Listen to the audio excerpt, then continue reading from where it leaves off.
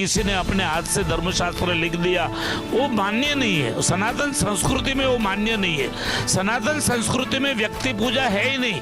हमारे भगवान स्वामीनारायण ने तो वहाँ तक कहा है कि कोई ब्रह्मवेता हो तो भी वो पूजने। हिंदुस्तान हिंदुओं के लिए एक बड़ा विषय है धर्म, और धर्म के प्रति लोग का आस्था और विश्वास और अंधविश्वास, ये दोनों बड़ा चीज़ है। इस विषय पे तो हम बात करेंगे कि ये विषय आज बात करने का कारण भी ये है कि आज से 3-4 दिन पहले यानी 2 तारीख को हाथरस में एक बड़ा हादसा हुआ, जिसमें सरकारी आंकड़े के मुताबिक बात करें तो जहाँ पे 125 लोगों की मृत्यु होती है, 30 से 50 के बीच में लोग घायल होते हैं। अब ये विषय जाँच में चल रहा है। हमारे साथ धर्म के अच्छे ज्ञानी स्वामी जी हैं। हम स्वामी जी से तो बात करेंगे इस विषय में कि लोग इससे कैसे बचे।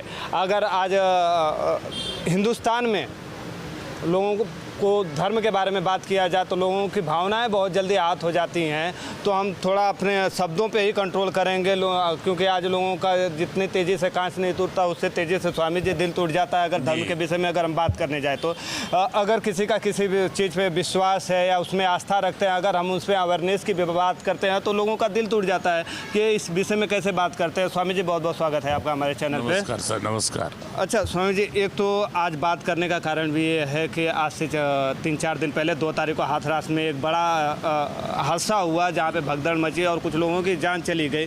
तो एक चीज़ तो ये मुझे जानना है कि विश्वास और अंधविश्वास में कितना फ़र्क होना चाहिए और लोगों को पहचान कैसे होवे इस विषय में। नहीं, ये बहुत ज़रूरी विषय आज के समय में है। आज व्यक्ति पूजा इतनी बढ़ रही है कि हम धर्म को अधर्म की तरफ ले जा रहे हैं। जैसे विश्वास और अविश्वास, श्रद्धा और अश्रद्धा, अंधश्रद्धा। आज लोग श्रद्धा से ज़्यादा अंधश्रद्धा में डूबे हुए हैं। भगवान राम, भगवान कृष्ण, माता जी के कई स्वरूप, भगवान महादेव, भगवान स्वामीनारायण, जिस इष्ट देवों की उपासना करते करते करते हम व्यक्ति पूजा की ओर जाने लगे हैं, और इसी का कारण ये अंधश्रद्धा है। आज लोग छोटी छोटी बाबत में मेरा अच्छा हो जाएगा, मेरा बच्चा बीमार है तो वो अच्छा हो जाएगा, संते के चरण में जाऊंगा तो मेरे को अगर उनकी मिट्टी भी मिल गई तो मेरा कल्याण हो जाएगा, मेरा मोक्ष हो जाएगा, मुझे ये प्राप्त हो जाएगा।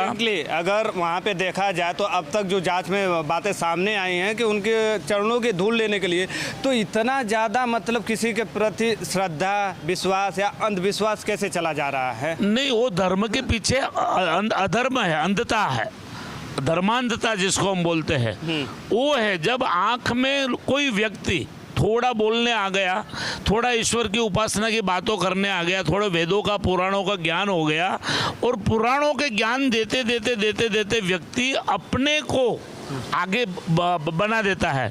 खुद ब्रह्म है, खुद सर्वस्व है, खुद मैं ही विष्णु का अवतार हूँ। ये जब बात आती है तब खास करके जो अनपढ़ लोग हैं, या तो गरीब लोग हैं, या तो थोड़े दुखी लोग हैं, वो लोग उनको भगवान को छोड़ के व्यक्ति को मानने लगता है। और जो खुद को इस तरह से लोगों के प्रति लेके जा रहे हैं वो खुद पब्लिक को नहीं समझा रहे हैं कि नहीं, ये अगर हम भगवान का ज्ञान दे रहे हैं तो हम प्रभु नहीं। बड़े से बड़े मीडिया हाउस वालों ने इस चीज़ को कवर करते हुए हमें दिखाया कि उसमें दिख रहा है कि पब्लिक जो है उनको खुद प्रभु बोल रही है। तो ये कहीं अलग लेवल तक नहीं लोगों की सोच चली गई है। एक इंसान को प्रभु का दर्जा देना हमारे सही है। हमारे सनातन संस्कृति में कई इष्ट देवों के स्वरूप बताए हैं वेदों में, वेदों के बाद पुराणों में, उपनिषदों में। उपनिषदों के बाद ऋषि परंपरा आई। ऋषि परंपरा में कई पवित्र लोग भगवान को ही आगे बना रखते थे, शास्त्रों के रास्तों पे लोगों को चलाने की कोशिश करते थे। उसके बाद ब्राह्मणवाद आया। ब्राह्मणों ने भी वही किया कि भाई यज्ञ को महत्व दिया, यज्ञ नारायण को महत्व दिया, हमारी जो संस्कृति थी उसको महत्व दिया। आज क्या हो रहा है कि लोगों को ये लगा है कि मेरे पास 10,000, 5,000, 25,000, 50,000 लोग इकट्ठे होने लगे हैं। आज मेरे पास वोट बैंक हो गई है। बड़ी चीज़ है ये।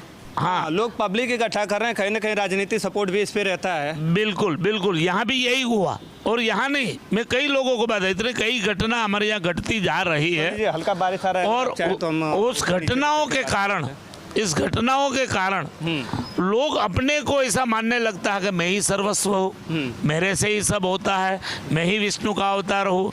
ये तो यहाँ तक बोलता था हाथरस वाले महात्मा जी कि भाई ये महात्मा जी तो होते ही नहीं थे, क्योंकि उनका ड्रेस भी महात्मा का नहीं है, उनकी पहनने के कपड़े की व्यवस्था महात्माओं जैसे नहीं है, उनकी दिनचर्या महात्माओं की नहीं थी। लेकिन फिर भी आज उन विषय में हम लोग धर्म के विषय की बात करते हैं तो वो वहाँ तक कहता था कि मैं देश में प्रलय भी ला सकता हूँ। लेकिन इस तरह का बढ़ावा देने के लिए कहीं आपको लगता नहीं है कि राजनीतिक संरक्षण भी है इन सब चीज़ों पे?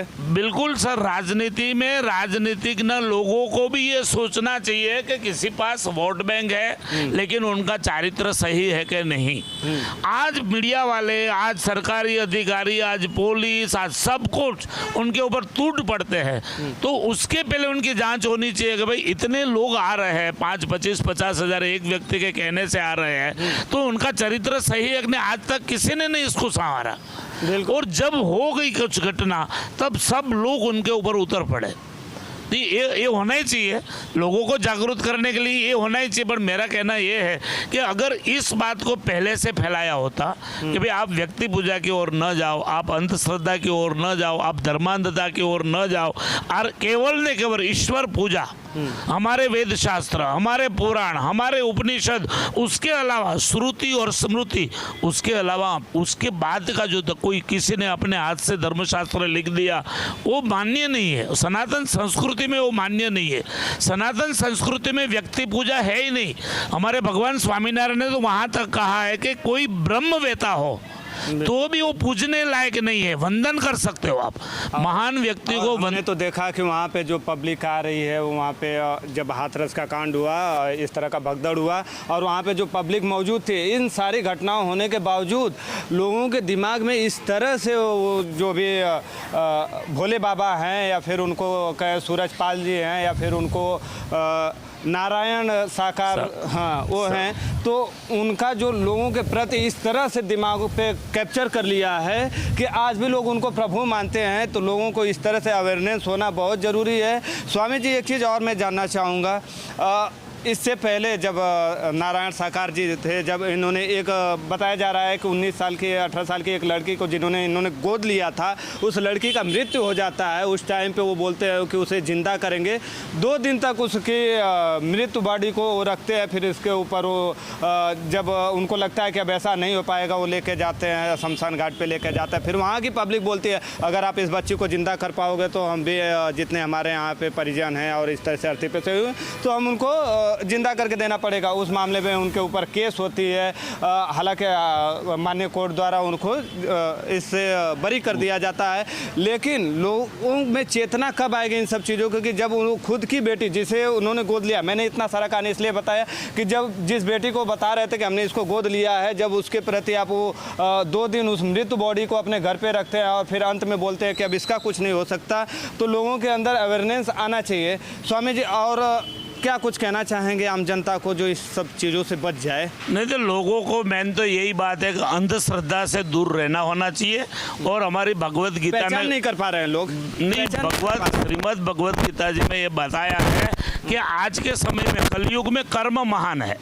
आप अच्छे कर्म करो, कर्मण्यवाधिकारस्ते मा फलेषु कदाचन माँ कर्म फल हेतु माते संगोस्त्व कर्मणि। गीता जी कहता है, भगवान श्री कृष्ण ने खुद ने अपने वाणी से कहा है कि कलयुग के अंदर अच्छे कर्म करो, किसी को सहाय रूप बनो, किसी को मदद रूप बनो, राष्ट्र भावना रखो, मातृ पितृ देवो भव, ये बात हमारे शास्त्रों ने बताई है, उसको सुनो। भागवत, रामायण, रामचरितमानस ऐसे ग्रंथों को पढ़ो कि जो ऋषि मुनियों के द्वारा लिखा गया है। आज की किताबों पढ़ना बंद करना चाहिए। आज के ऐसे कोई अय्यासी वाले संत है तो उससे दूरी बनाए रखना चाहिए।